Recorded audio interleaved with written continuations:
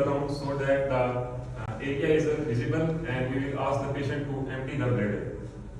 Next one, we will inspect the area in which the swelling is present. You can see in this picture the inguinal swelling is present, and we will ask the patient in the standing position, and then we will see the swelling. If the swelling is only a bulge area on the localized, it is incomplete. And if it is extended into the scrotum, if it is in the inguinal canal, it is monocyte. Then if it comes outside the inguinal canal, it is called funicular. And if it is extended into the scrotum, it will be the complete hernia. So next, we will differentiate between the inguinal hernia and the femoral hernia.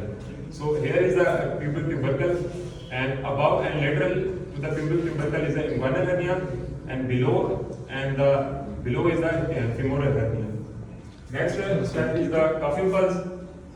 We will ask the patient to cuff and palpate the different areas of the body, like here as a testis, to palpate any swelling. If the swelling is not present on the cuffing pulse, we will ask the patient to in the standing position.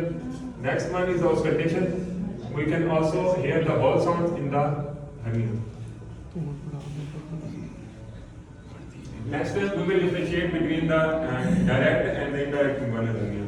So we will ask the patient into the supine position. You can see in the picture, and ask the patient to the cuff.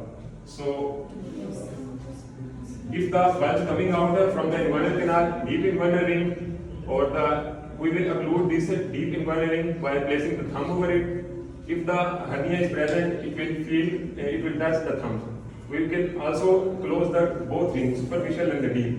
And if the hernia is present, it will touch the thumb. And it is called the indirect inguinal hernia because it arises from the inguinal canal from deep to superficial.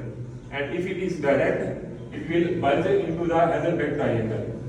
If it arises from the Hazelbeck triangle, it will be direct, and if it arises from the superficial or deep, it will be indirect.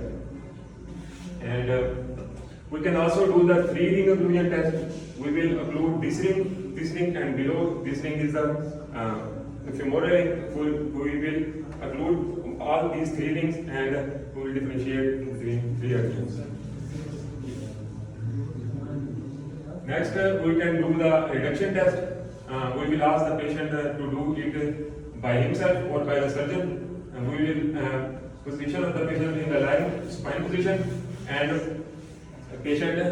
surgeon's hand into the superficial inguinal ring, and we will reduce the hernia into the abdomen and ask the patient to cough. If the patient coughs, hernia feeds into the tip of the finger. Then there are other types of hernia like the irreducible, which cannot reduce into the abdomen, but it has a coughing pulse positive.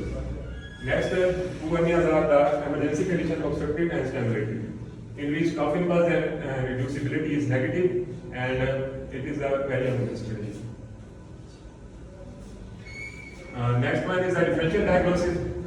These are different in the male and female. So first of all, in the male, differential diagnosis will be the vaginal hydrocele. You can see in this picture vaginal hydrocele. Fluid accumulate in the tunica vaginalis or tunica albuminea, and it will appear as a scrotal swelling or the inguinal swelling.